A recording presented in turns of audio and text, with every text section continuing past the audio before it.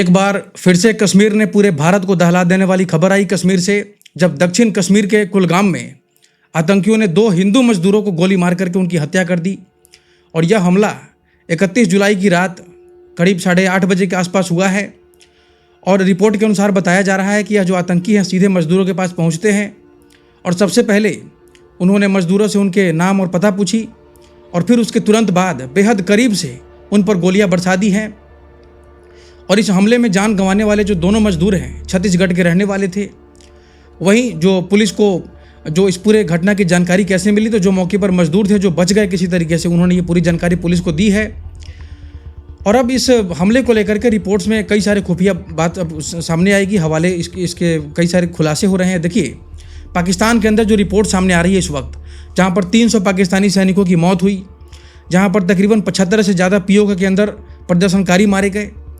इसी तरीके से बलूचिस्तान के अंदर जो रिपोर्ट आई कि 6 मजदूरों को अगवा किया गया, फिर उनकी डेड बॉडी मिली। तो इस तरीके से जब खबर सामने आ रही है पाकिस्तान के अंदर, तो जनरल मुनीर की कुर्सी हिल रही थी। और इसीलिए शायद यह कश्मीर के अंदर इस हमले को अंजाम दिया गया, जो कि पहले भी मुनीर दिलवा चुका है। तो देखिए, जो खुफिया सूत्र है उनका कहना है कि इस पूरे हमले के पीछे द रेसिस्टेंस फ्रंट है, उसका हाथ है, जो TRF है, जो कि पहलगाम हमला में भी था यही चीज़, और जिसे लश्कर तैयबा से जुड़ा हुआ एक आतंकी संगठन बताया जाता है। और इतना ही नहीं, सूत्रों के अनुसार यह भी बताया जा रहा है कि जो मीडिया रिपोर्ट्स है उसके अनुसार इस पूरे हमले का जो आतंकी है, एक है, उसका नाम है मोहम्मद लतीफ़, उसी को अंजाम दिया गया कि इसी ने सब कुछ अंजाम दिया है। और अगर खुफिया एजेंसियों ने इन दावे पर अगर भरोसा किया जाए, तो जो मुख्य रूप से जो आरोपी है वह एक बार फिर से मोहम्मद लतीफ़ का नाम जो आ रहा है, ये बहुत खतरनाक हो चुका है, क्योंकि यह वही आतंकी है जिसने 22 जुलाई को अनंतनाग में हुए एक हमले के बाद इसका नाम सामने आया। और उस हमले में हेड कांस्टेबल आशिक हुसैन कुरैशी की हत्या कर दी गई थी। और उस वक्त बताया जा रहा था कि यह पूरा हमला जो है चूँकि लाल चौक इलाके में दिन दहाड़े किया गया, जहाँ पर हेड कांस्टेबल आशिक कुरैशी को दिन दहाड़े बेहद करीबी से गोली मारी गई थी। तो ये जो हमलावर था, वही हमलावर एक बार फिर से कश्मीर के अंदर धर्म पूछ करके गोली मारी है। और ये पूरे के पूरे तरीके से पहलगाम एक बार फिर से रिपीट करने की कोशिश हो रही है। और यह जो मोहम्मद लतीफ़ है, जिसके ऊपर सारे आरोप लग रहे हैं, उसने एक साथी के साथ मोटरसाइकिल पर पहुंचा था वहां पर, और फिर उसके बाद आतंकियों से उनसे पूछा कि प्रवासी मजदूर हैं तो पहचान पत्र दिखाओ, उसका चेक किया, और उसके बाद धर्म पूछा और बेहद करीब से उन पर ताबड़तोड़ी जो है गोलियां चला दी। और रिपोर्ट के अनुसार अगर आप देखें तो इस हमले के जरिए लतीफ़ एक बड़ा संदेश देना चाहता था, और वह पूरा देश को दिखाना चाहता था कि उसका जो आतंकी मॉड्यूल है अभी भी सक्रिय है। और एक तरीके से अजीत डोभाल और जो तमाम जो रक्षा मंत्री हैं, अमित शाह, सबको चैलेंज दे रहा है, मोदी जी को चैलेंज दे रहा है। और वहीं इस पूरे मामले को अगर आप देखें तो एजेंसियों को शक है कि इसकी पूरी साजिश जो है सीमा पार से ही रची गई है, क्योंकि मैंने आपको पहले ही बताया कि मुनीर के ऊपर इस वक्त ज़बरदस्त प्रेशर है। उसकी चर्चा हम आगे भी करेंगे कि कैसे 300 पाकिस्तानी सैनिकों की मौत हुई है और कौन कौन से खुलासे हैं। लेकिन सबसे हैरान करने वाली बात यह है कि इस हमले का पैटर्न काफ़ी हद तक पहलगाम हमले जैसा दिखाई दे रहा है। अगर आपको याद हो तो 22 अप्रैल 2025 को पहलगाम में बड़ा आतंकी हमला हुआ, और उस हमले में आतंकियों ने तकरीबन 26 पर्यटकों की हत्या कर दी थी बेरहमी से धर्म पूछ कर की। और जब ये उसके वीडियो वायरल हुए तो पूरे देश में सनसनी मची। ऑपरेशन सिंदूर लॉन्च हुआ, पाकिस्तान को सबक सिखाया गया, और ऑपरेशन सिंदूर अभी भी जारी है। और पाकिस्तान चाहता है कि भारत इसकी फिर से शुरुआत करे, जो कंटिन्यू करे, जो कि पॉज किया गया है कुछ समय के लिए। तो ठीक उसी तरीके से ये जो कुलगाम हमले किए गए हैं, जहाँ पर पहचान पूछ करके उसे गोली मारी गई है, यह बेहद एक तरीके से संवेदनशील मामला है। और मैं समझता हूँ कि एक बार फिर से ये ऑपरेशन 2.0 को ट्रिगर करने का ये पॉइंट देने की कोशिश कर रहा है पाकिस्तान। और पाकिस्तान चाहता है कि युद्ध शुरू हो जाए, क्योंकि मुनीर घिरा हुआ है चारों तरफ से, और उसे लगता है कि जब हमला करेगा भारत तो बचा ही लेगा हमको ट्रंप।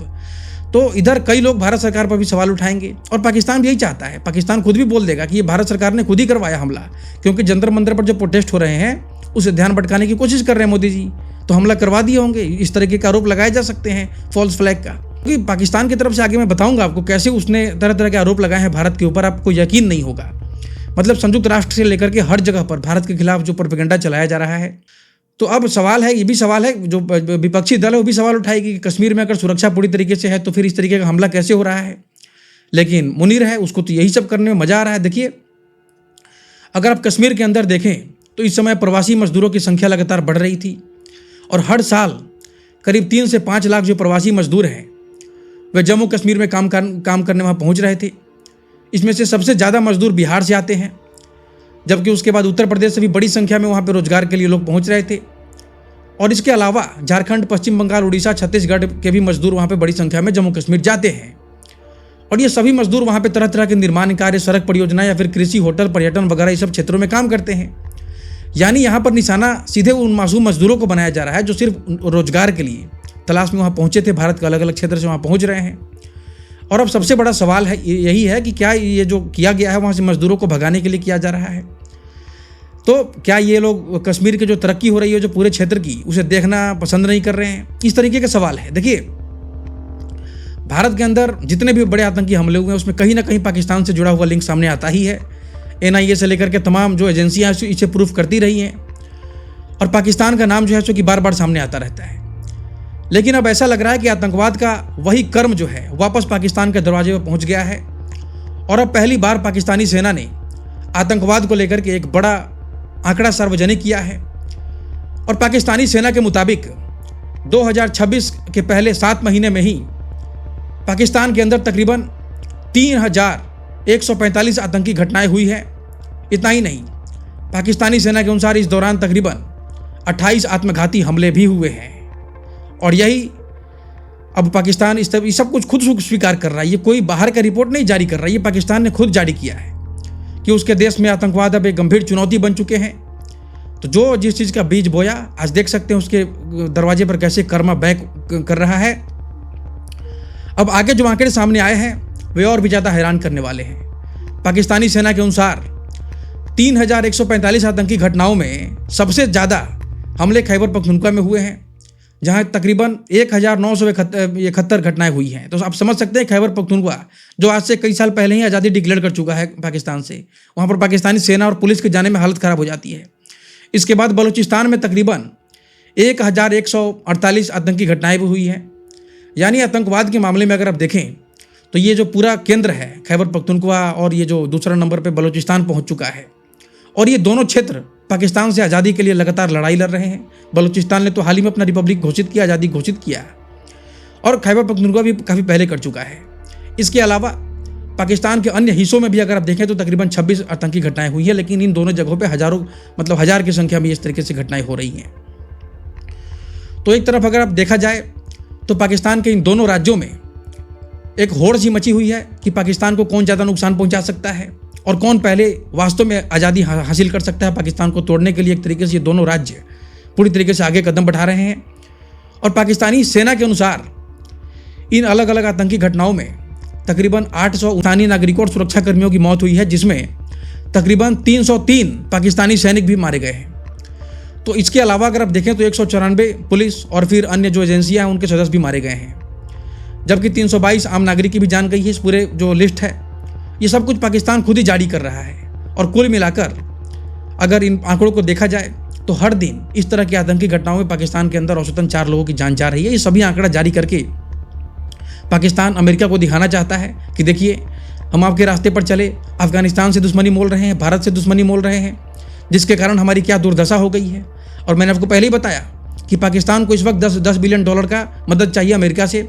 इसके लिए पूरा हाथ पर मार रहा है, चाहे ईरान के साथ समझौता करना हो, चाहे वह भारत पर हमले करना हो, चाहे जो भी करना हो, चाहे ट्रंप के परिवार को बिजनेस में प्रॉफिट पहुंचाना हो। ये सब कुछ पाकिस्तान और उसका मुनीर इसलिए कर रहा है ताकि उसे 10 बिलियन डॉलर मिल जाए। और इसके लिए अमेरिका से जो भी आदेश आएगा वो पाकिस्तान उसके आतंकी हर हाल में पूरा कर देंगे। तो अब समझना है कि जो कश्मीर में हमले हो रहे हैं उसमें केवल पाकिस्तान का हाथ है या आतंकियों का हाथ है या फिर विदेशी भी इसमें शामिल हैं, ये सोचने के विषय है। हालांकि इस बीच पाकिस्तान ने अपनी जनता को खुश करने के लिए एक ऐलान भी किया है और उसने कहा कि इन आतंकी हमलों के जवाबी कार्रवाई में उसने 284 आतंकियों को भी मार गिराया है। और पाकिस्तानी सेना इसे अपनी बहुत बड़ी सफलता बता रही है, जैसे कि उन्होंने बहुत बड़ा कोई मेडल जीत लिया हो। जबकि सच्चाई तो यही है कि इन्होंने बीज बोया आतंक का, और ऐसे में अगर मान लीजिए कि इन्होंने 2000 को मार भी दिया तो अभी तो लाखों उसमें जिंदा हैं जो कि समय समय पर पाकिस्तान को चोट देते रहेंगे। उन्होंने पैदा किया था कश्मीर में, इन्होंने बंदूक बांटी थी ताकि भारत को नुकसान पहुंचाया जाए। आज देखिए क्या हालत है, पीओ की आज़ादी के मुहाने पर खड़ा हो चुका है। और सच्चाई यही है कि आज पाकिस्तान में आखिर कितने भी आतंकी छिपे हुए हैं इसकी कोई अनगिनत संख्या हो सकती है। और लादेन जो है उसका गढ़ था, एपी सेंटर था। तो ऐसे में 2084 का जो आंकड़ा है बेहद छोटा नजर आता है। मैं समझता हूँ कि अभी कितने सारे आतंकी होंगे पाकिस्तान के अंदर। तो अब पाकिस्तान ने इन सभी आतंकी हमलों का ठिकाना अफगानिस्तान पर फोड़ दिया। यही काम करता है वह। और पाकिस्तानी सेना के जो प्रवक्ता है उसने सीधे सीधे आकर के बोल दिया कि पाकिस्तान के अंदर जो भी बड़ी समस्या है ये सब इसका जो है कि अफगानिस्तान इसका इस तरीके का आतंकी हमला करता है, और जो इसका रक्षा मंत्री है वो कहता है कि भारत जिम्मेदार है। तो कहीं ना कहीं उसका नाम ये लोग भारत से अफगानिस्तान से जोड़ देते हैं। कोई भी पाकिस्तान में कोई भी प्रॉब्लम हो जाए, कोई भी संकट आ जाए, ताकि अपनी जिम्मेदारी से ये लोग छुटकारा प्राप्त कर सकें। और इसी कारण शायद इन लोगों ने कश्मीर में भी हमला शुरू कराया है, ताकि ध्यान भटकाया जा सके जनता का, अगर उनका हाथ इसमें आता है तो। और इसी बीच अगर बलूचिस्तान की बात करें तो वहाँ पर चीन समर्थित परियोजनाओं पर बड़ा खतरा मंडराता हुआ दिखाई दे रहा है। और बलोच लिबरेशन आर्मी, जिसे प्रतिबंधित संगठन घोषित किया गया है, उसने चीन को खुली धमकी दी है। और BLA ने कहा है कि अगर चीन ने बलूचिस्तान में अपने प्रोजेक्ट तुरंत बंद नहीं किए तो उन पर हमले होते रहेंगे। और जवाब में चीन ने पाकिस्तान को संकेत दिया है कि अगर सुरक्षा नहीं मिली तो उसके प्रोजेक्ट बंद किए जा सकते हैं। तो ये सारी खबर मैं आपको इसलिए बता रहा हूं कि पाकिस्तान के अंदर क्या स्थिति बनी हुई है। और उधर अभी हाल ही में BLA ने एक बड़े हमले को अंजाम दे दिया, और बताया गया कि तकरीबन 6 मजदूरों के 100 वहां पे बरामद हुए डेड बॉडी मिले, जिन्हें कुछ समय पहले किडनैप किया गया था। पाकिस्तानी सुरक्षा बलों के अनुसार इन मजदूरों को तकरीबन 2 जुलाई को अपहरण किया गया, और उस दौरान हथियारबंद जो विद्रोही हैं वे रास्ते में अचानक हमला करते हैं, एक मजदूर को गोली मारकर हत्या करते हैं, बाकी 6 को उठा करके ले जाते हैं। और इसके कुछ ही दिन बाद इन सभी का जो है चूंकि डेड बॉडी मिला हुआ है। कुछ पर्टिकुलर इलाके में बताया जा रहा है कि इसमें से 4 मजदूर पंजाब के थे और बाकी 2 मजदूर खैबर पख्तूनख्वा के बताए जा रहे हैं। और ये सभी मजदूर इलाके में जो विकास परियोजनाएं चल रहे हैं चीन के द्वारा, पाकिस्तान के द्वारा, उसमें ये लोग काम कर रहे थे, उन्हें चुन चुन करके निशाना बनाया जा रहा है। यानी एक तरफ अगर आप देखें तो ऐसा कहा जाता है कि पाकिस्तान के इशारे पर जम्मू कश्मीर के अंदर धर्म के नाम पर मजदूरों को निशाना बनाया गया, तो वहीं दूसरी तरफ पाकिस्तान के अंदर चीन के परियोजनाओं में काम करने वाले जो भी मजदूर हैं उनको भी इस चीज़ का कर्म एक तरीके से वापस रिटर्न मिल रहा है। तो देखिए, बलूचिस्तान की धरती पर अब जवाब देता हुआ नजर आ रहा है वहाँ की जो जनता है, वहाँ की जो युवा हैं, जो वहाँ पर जिन लोगों ने ठाना है कि पाकिस्तान से आज़ादी लेकर के लड़ेंगे, वे लोग लड़ाई लगातार लड़ रहे हैं। हालांकि हम किसी भी प्रकार के यहाँ पे हिंसा को बढ़ावा नहीं दे रहे, लेकिन देखिए पाकिस्तान क्या करता है, कैसे कैसे भारत के खिलाफ उसने काम किया और उसका रिजल्ट क्या मिलता है उसके देश के अंदर। और यहाँ पर BLA ने लगातार आम लोगों को चेतावनी भी दी है कि इस संगठन ने साफ साफ कहा है कि चीनी समर्थित परियोजनाओं से दूर रहो और खदानों तथा जो मिनरल साइट्स है उसके आसपास भी मत जाओ।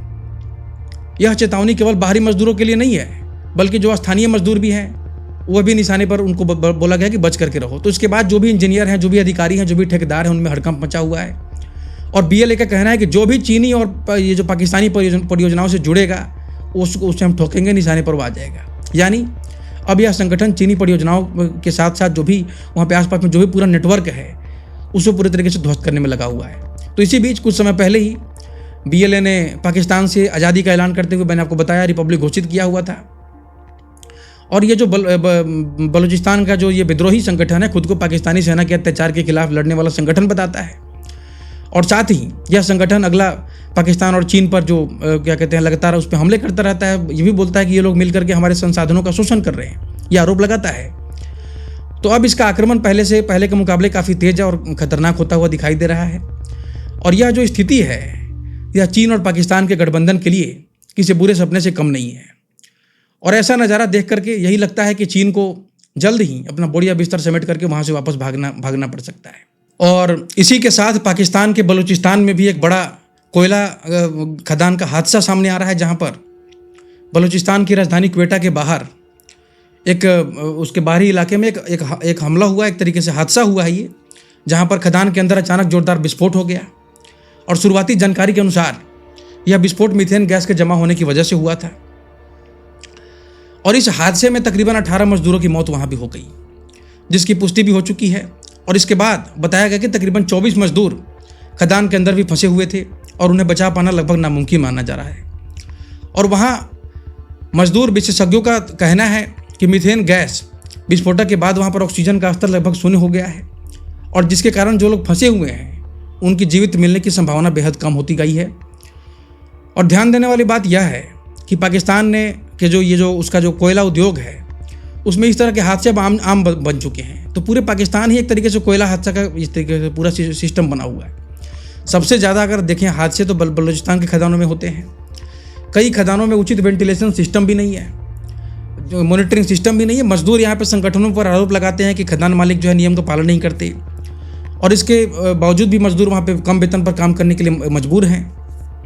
और ऐसी स्थिति को देख करके अगर आप देखें तो पाकिस्तान के लोग भी शायद यही महसूस करते हैं कि यह कोई केवल कोयले की खदान नहीं बल्कि पूरा पाकिस्तान ही एक तरीके से कोयले का खदान बन चुका है, जहाँ पर बाहर में आतंकवादी हमले कर रहे हैं और खदान में अपने आप ब्लास्ट हो रहे हैं। तो इसी के साथ अगर आप देखें तो पीओके की बात अगर कर लें तो वहाँ भी नागरिकों की मौत जो है बढ़कर के 75 पहुँच चुकी है। आंकड़ा जो है जो कि 75 के पार जा चुका है। और वहाँ से एक रिपोर्ट सामने आई है जिसे ये Jammu and Kashmir human rights organisation ने जारी किया है। और रिपोर्ट के अनुसार 5 जून से लेकर के 26 जुलाई के बीच तकरीबन 44 लोगों की मौत हुई थी, और 27 और 28 जुलाई को जो अचानक से सुरक्षा कार्रवाई हुई है उसमें तकरीबन 31 नए नागरिकों की भी मौत हो गई। तो इतना रफ्तार आप देख सकते हैं कैसे ये लोग मार रहे हैं गोली अपने ही लोगों को पीओके के अंदर। तो आप सभी ने देखा कि कैसे दिल्ली के अंदर अभी हाल ही में हुआ ये लाठीचार्ज, लाशू गैस के गोले छोड़े गए। लेकिन अगर आप पाकिस्तान की और पीओके की जो स्थिति देखेंगे तो उनकी हालत कहीं ज़्यादा खराब है इस वक्त। वहाँ की रिपोर्ट के अनुसार सीधे लाइव गोलियां चलाई जा रही हैं, स्नाइपर फायर किए जा रहे हैं खुलेआम, और इस तरीके के कई सारे आरोप सामने आ रहे हैं कि इतना ही नहीं, जो शांतिपूर्ण जो प्रदर्शनकारी हैं उन पर सबसे ज़्यादा अत्यधिक बल का प्रयोग किया जा रहा है। लेकिन जो ह्यूमन राइट है, जो अमेरिका है, जो तमाम यूएन है, इसमें पूरा मामले में शांत नजर आ रहा है। लेकिन ये लोग, मैं देख रहा हूँ कि जो Jammu Kashmir human right organisation के जो उन्होंने संयुक्त राष्ट्र उच्चायुक्त जो है इनके क्या नाम है इनका, वोल्कर तुर्क, वहाँ पे जो मौजूद हैं, उनको एक ज्ञापन सौंपा है जिसमें कि पूरे हिंसा पर तत्काल रोक लगाने की मांग की गई है। और जम्मू कश्मीर ये जो ह्यूमन राइट ऑर्गेनाइजेशन है उन्होंने रावलकोट के अंदर संयुक्त राष्ट्र के मानवाधिकार विशेषज्ञों को भेजने की भी मांग की है कि आप लोग आइए देखिए यहाँ पे स्थिति कितनी भयानक है।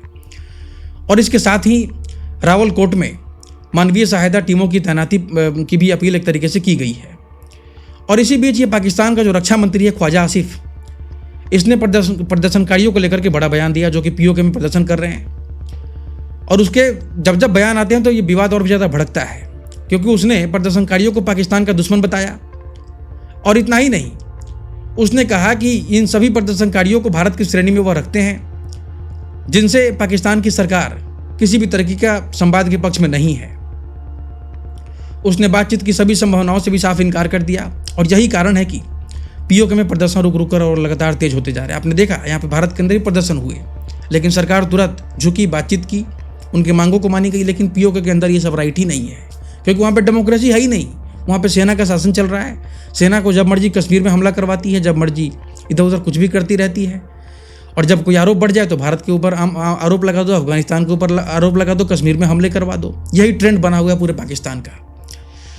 तो ये मैंने आपको जानकारी दी कि कैसे ये लोग जो हमले कराते थे आज खुद ही बुरी तरीके से फंस चुके हैं आतंकवाद की जाल में, और कैसे इनके अपने ही सैनिक अब अपने ही देश के अंदर ही भी सुरक्षित नहीं है, लोग भी सुरक्षित नहीं है, खदान भी सुरक्षित नहीं है। और जो लोग प्रदर्शन कर रहे हैं उनके तो एकदम से स्नाइपर उन्हें चुन चुन कर गोलियां मार रहे हैं, ऐसे आरोप लगाए जा रहे हैं। तो फिर इस तरीके के अपडेट्स पे हम लोग की आगे नज़र बनी रहेगी। फिर मिलेंगे, धन्यवाद।